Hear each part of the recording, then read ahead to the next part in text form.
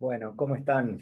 Estamos acá en el último encuentro de este curso o de este conjunto de charlas que hemos llamado Éxodo, en el cual, en el cual tratamos de presentar herramientas para avanzar en la apropiación de nosotros mismos, para construir eso que decimos en términos que se usan más desde el liderazgo, es decir, la mejor versión de nosotros mismos o de nosotras mismas.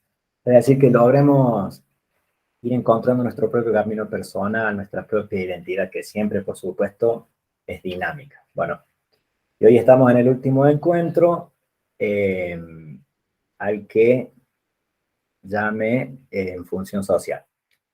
A ver, esperen que voy a buscar voy a compartirles el Canvas este.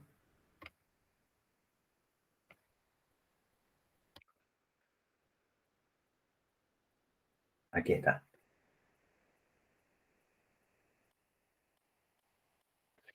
O sea, nosotros arrancamos, es muy interesante porque arrancamos desde una perspectiva social, de pensar nuestra propia subjetividad, nuestro propio camino, en donde dijimos estamos marcados, digamos así, y condicionados por los dispositivos, las prácticas, los discursos, los modos de pensar, de vincularnos, de donde venimos, de donde arrancamos.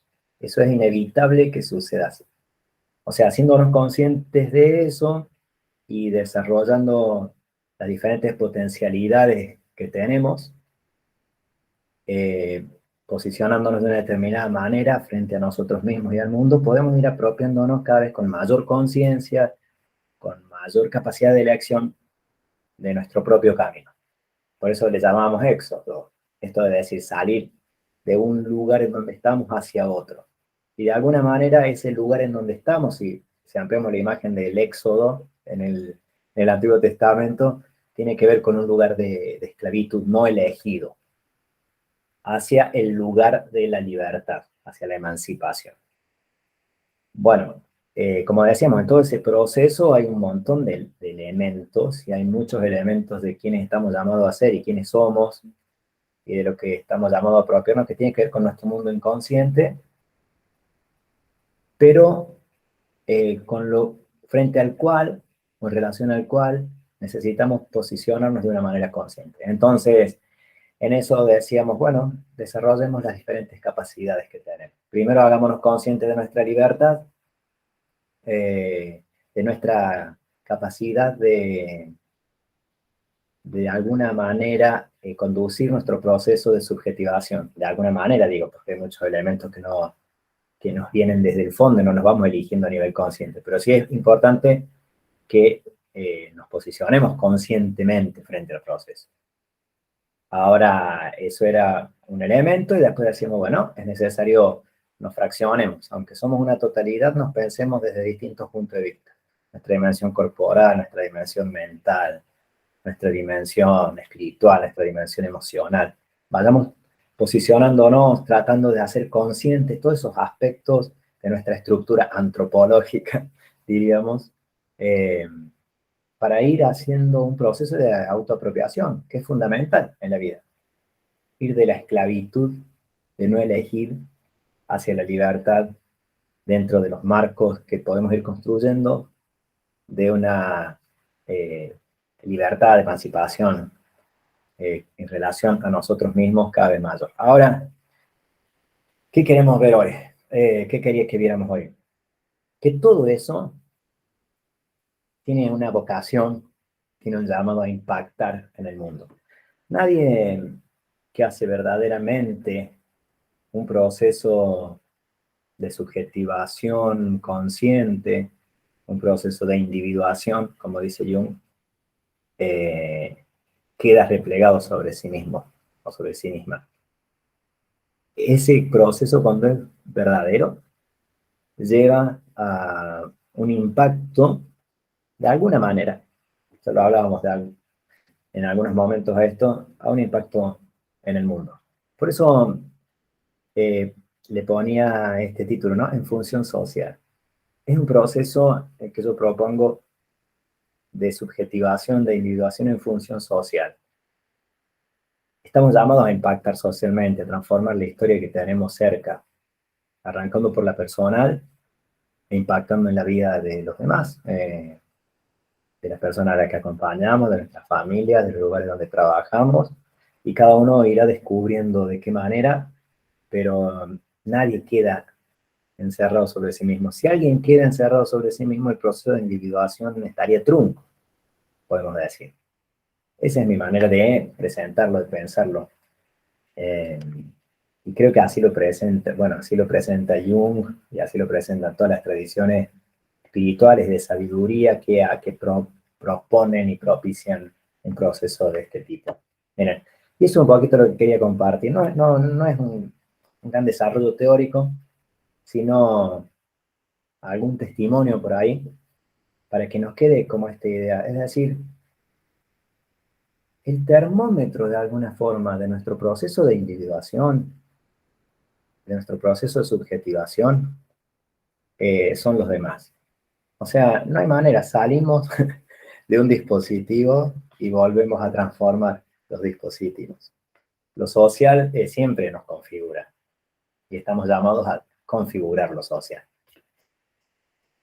Primero me parece importante que retomáramos este concepto de individuación propio de Jung, porque me parece muy rico y es fundamental tenerlo en cuenta. El proceso de individuación es comprendido por Jung como aquel en el que el sujeto, o sea, yo, la persona concreta, va apropiándose y construyendo progresivamente su fisonomía individual. O sea, la mía, la de Sergio.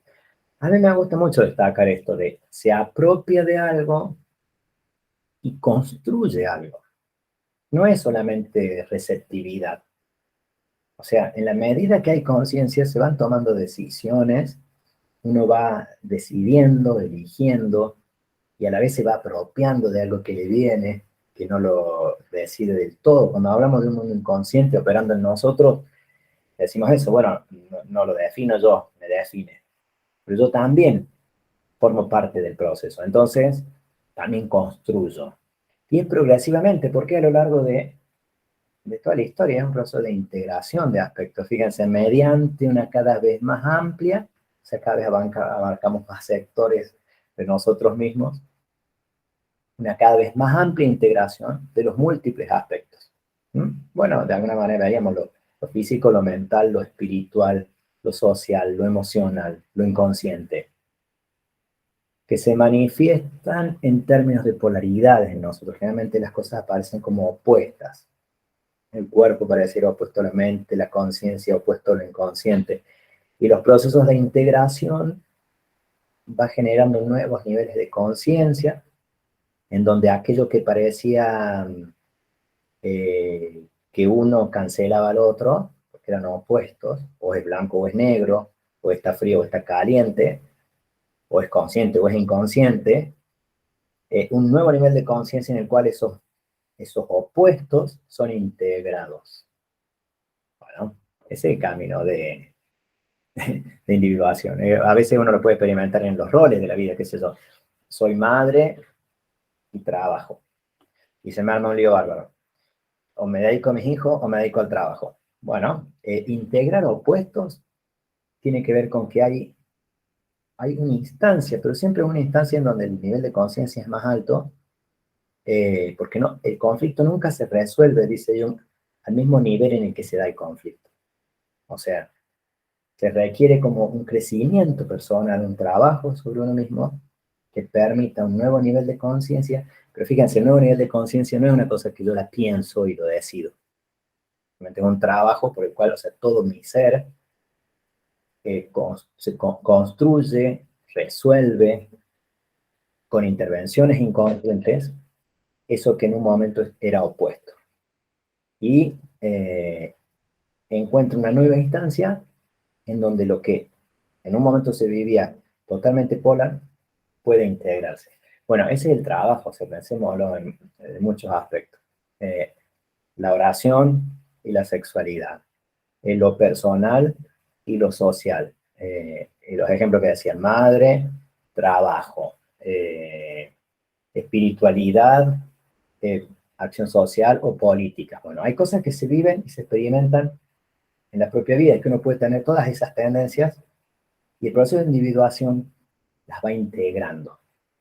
Y en ese proceso de integración, nuestra personalidad se va haciendo cada vez más amplia, más grande. Por eso Jung habla de, usando el alquimista, habla de ese hombre más grande, de esa personalidad más grande. ¿En qué sentido más grande? En el sentido que integra aspectos. No se queda con uno o con el otro. Esto, asimismo, este proceso de integración, de individuación, solo es posible por un profundo contacto con la interioridad. Como les decía recién, no hay manera de decidirlo a nivel consciente, solo, resolverlo desde la mente, sino que hace falta ir hacia adentro, hacia las profundidades. En orden a responder a su inclinación interna. O sea, todos nosotros tenemos como una cosa que nos viene de adentro, que no la decidimos del todo. ¿Por qué me gusta la música? ¿Por qué me gusta el arte? ¿Por qué me gusta la filosofía? ¿Por qué me gusta hacer cosas? Porque, bueno, a veces vengo condicionado por mis entornos, pero en la perspectiva junguiana siempre hay como una dimensión arquetípica, algo que nos viene de adentro, que nos impulsa hacia un lugar. Y eso se percibe como una demanda de la psique, que suele estar en oposición a la conciencia social con la que uno se encuentra identificado. Acá este punto es fundamental. O sea, Jung plantea que el proceso de individuación requiere escuchar lo que nos viene de adentro. Porque como decíamos, bueno, estamos primero identificados con los dispositivos que habitan. Soy lo que me han pedido que sea, soy el mundo en el que habito, soy las instancias familiares mías.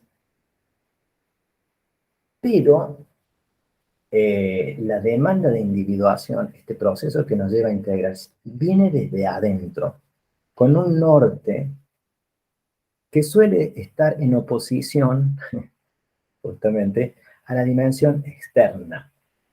Es decir, porque lo externo tiene que ver, en este sentido en el que estamos hablando, con acomodarme al mundo en el que estoy y en el que vivo. Se supone que debo ser así, se supone que debo hacer esto, que debo comportarme de esta manera, que debo pensar así. Pero hay una demanda interna. El proceso de individuación siempre responderá a una demanda interna, porque si no, ¿desde dónde podría yo tomar otras decisiones si ya estoy condicionado por el mundo externo? Pero hay un impulso que viene desde adentro. Entonces siempre va a generar una tensión, el proceso de individuación, entre ¿qué hago? ¿Sigo mi demanda interior o me mantengo en el lugar en el que se supone que tengo que estar porque ya está resuelto socialmente así? Por eso dice acá, se percibe como una demanda de la psique en oposición a la conciencia social con la que uno ya se encuentra identificado. Soy esto. Y todo el mundo acepta que soy esto. Si yo siento otra cosa, si me impulsan hacia otro lado, el típico caso, ¿no? Todos ingenieros en mi casa, yo quiero ser el pintor. Todos, qué sé yo, en mi casa, todos músicos, al revés, yo quiero ser profe de matemáticas. Todos profesionales en mi casa, no me interesa ser profesional. Bueno, claro, el tema es eh, identificar esa demanda interna como una demanda profunda. No nos estamos refiriendo a los conflictos de nuestro inconsciente personal, o sea, de nuestro yo, que tampoco a veces nos cuesta hacer algo, nos cuesta hacer otra cosa, no me gusta, soy vago, no tengo disciplina. No es eso.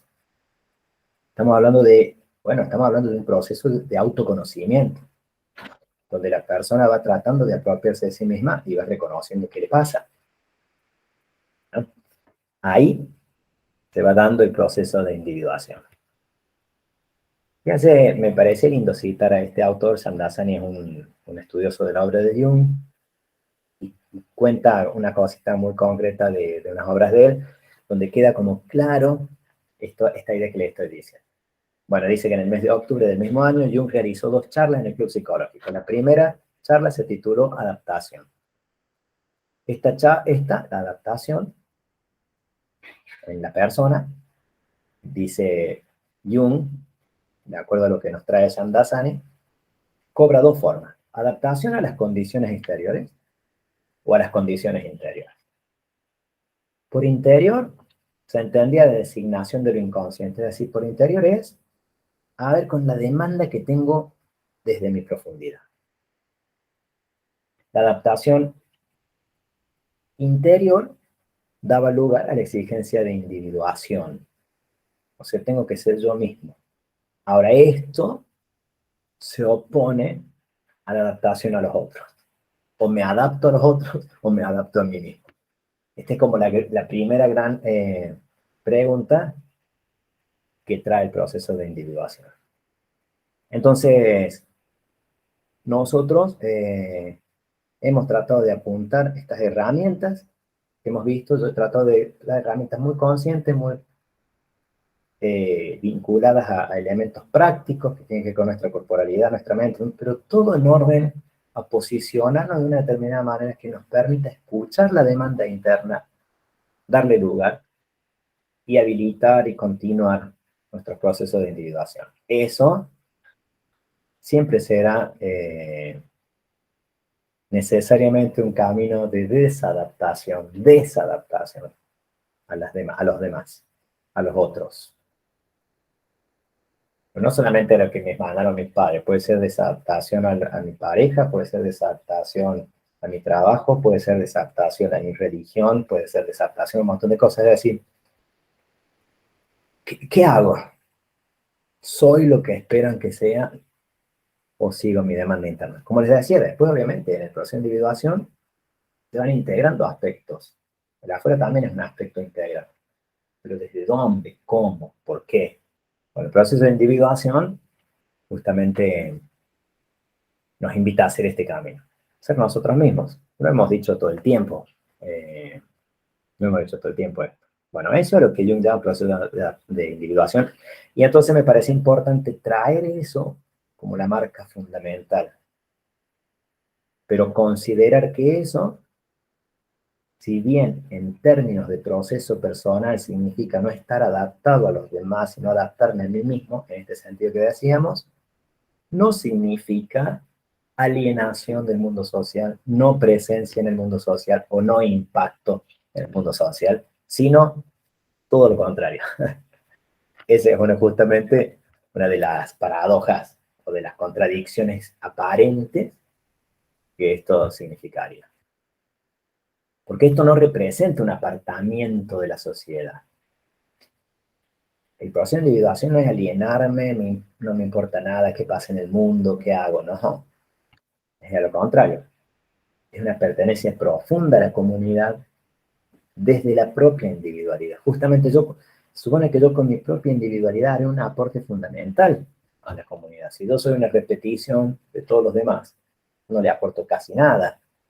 Si yo vengo con mi propia subjetividad, hago un inmenso aporte. La comunidad es la reunión, la unión entre todos nosotros que somos distintos. Jung lo dice muy claramente. La individuación no excluye el mundo, lo incluye. O sea, salimos del mundo y estamos en el mundo y volvemos con nuestra individualidad al mundo. Y esta es una frase de Jung que me parece fundamental no perderse. La individuación no excluye al mundo, sino que lo incluye. Y en esto me quería detener, porque justamente el título de la charla es en función social. Pero no me quería detener en esto sin detenerme en lo otro, porque los dos aspectos de nuestros procesos son fundamentales. Y acá les quería compartir simplemente, ¿no? Que lo leamos juntos el testimonio de Mandela, Nelson Mandela, el presidente de Sudáfrica, que estuvo preso 27, 28 años, no me acuerdo. Imagínense todo ese tiempo preso de reflexión. Eh, brotaron o sea, acentuaron en él una vuelta al mundo desde lo individual. Pero acá en esto que les vamos a leer, él cuenta, está citado por Covey en el libro El octavo hábito, cómo él fue apropiándose de esa necesidad de impactar en el mundo. Y arranca de una libertad individual hacia la necesidad de que otros también sean libres. Miren qué lindo. Dice, al principio cuando era estudiante quería la libertad solo para mí. las libertades transitorias de poder salir por la noche, leer lo que me viniera en gana e ir a donde quisiera. Más tarde, cuando era un joven que vivía en Johannesburgo, ansiaba las libertades básicas y honorables de desarrollar mi potencial, ganarme la vida, casarme, tener una familia. La libertad de que no se me impidiera tener una vida legítima. Y así que viendo cómo va haciendo como un proceso el de apropiación de su libertad. Primero la libertad de salir, de ir, de hacer lo que tenga ganas. Después la libertad de desarrollar mi potencial, de elegir mi proyecto de vida. Vivir de una manera que yo le sintiera que es significativa. Bueno, pero poco después dice, vi que no solo yo no era libre, sino que mis hermanos y hermanas tampoco lo eran. Fue entonces cuando las ansias por mi propia libertad se convirtieron en las mayores ansias de libertad para mi gente. Es muy interesante, o sea, mientras más libre va queriendo hacer él, mientras más individual, podríamos decir, más llevar adelante su propio camino, más empieza a sentir que las demás personas tienen el mismo derecho. Fue ese deseo de libertad para que mi gente pudiera vivir su vida con dignidad y amor propio el que dirigió mi vida. ¿Qué cambio, no? De la libertad a la comunidad. El que transformó a un joven asustado en un osado. El que llevó a un abogado que respetaba la ley a convertirse en un delincuente. El que hizo de un marido amante de su familia un hombre sin hogar. No soy más virtuoso ni más sacrificado que cualquier otra persona, pero descubrí que ni siquiera podía disfrutar de las pocas y limitadas libertades que se me concedieron tras percatarme de que mi gente no era libre. Bueno, está clarísimo lo que cuenta.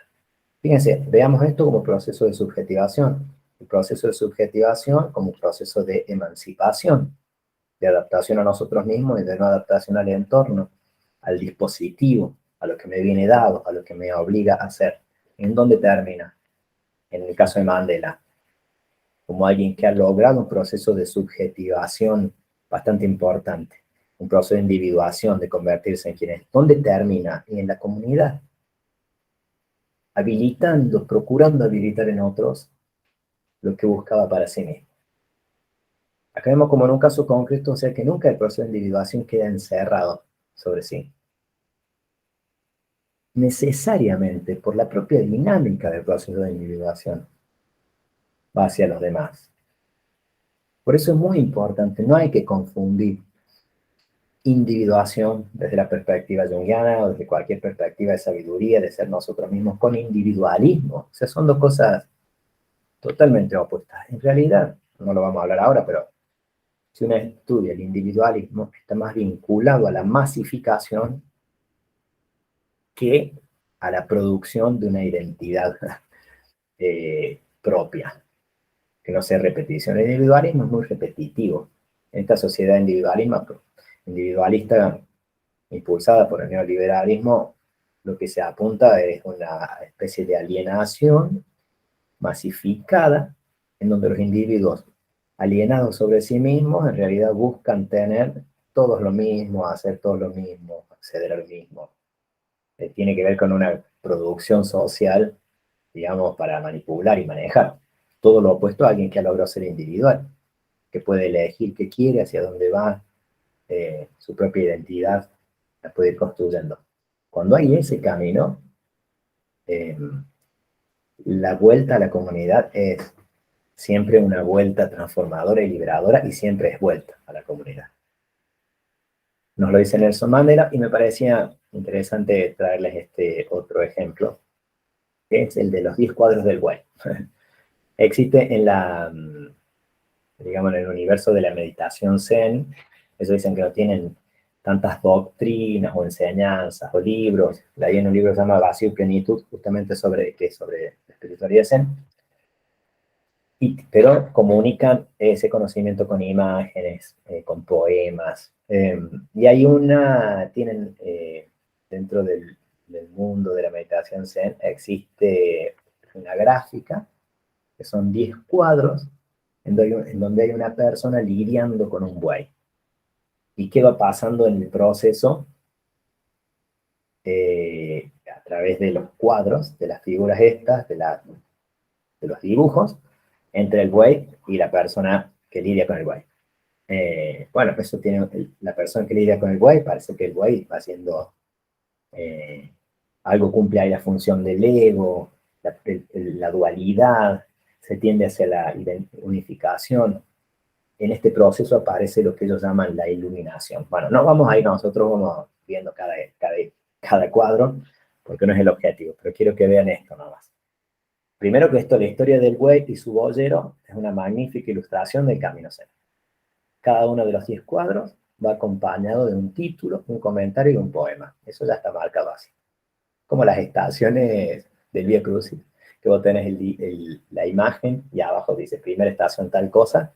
Bueno, entonces ellos tienen la imagen, un título y un pequeño comentario con un poema que suelen ser medios, así como escuetos, medio crípticos, no es no es una descripción, sino que es para analizar, que es para profundizar, digamos, desde esta perspectiva más artística y más simbólica en el sentido. Los títulos son, y esto es lo que quería destacarles de las 10 imágenes, ustedes después busquen si quieren en Google los 10 cuadros del buey, y les va a aparecer. Primero la búsqueda del buey, el hallazgo de las pisadas, hay todo como un rastreo, el hallazgo del buey, es el proceso que se va dando. La captura del buey, la doma del buey, el regreso al lomo del buey. Después el buey se ha perdido y el boyero se queda sola. Después desaparece totalmente el buey. Fíjense, ya no hay más dualidad. Estamos ahí en el proceso de la iluminación.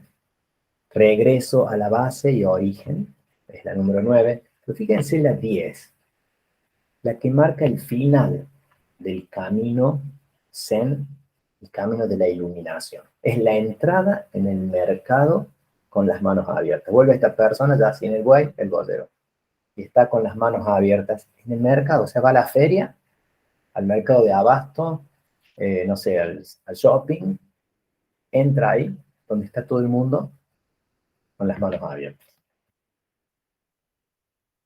El cuadro 10 muestra el final del viaje Zen, de acuerdo a la filosofía Zen. Y acá, en este final del viaje, no reina una calma de imperturbabilidad serena, ni mucho menos el rechazo o la huida. ¿En qué consiste el último punto? Es salir a la plaza del mercado del mundo con las manos vacías que reparten felicidad.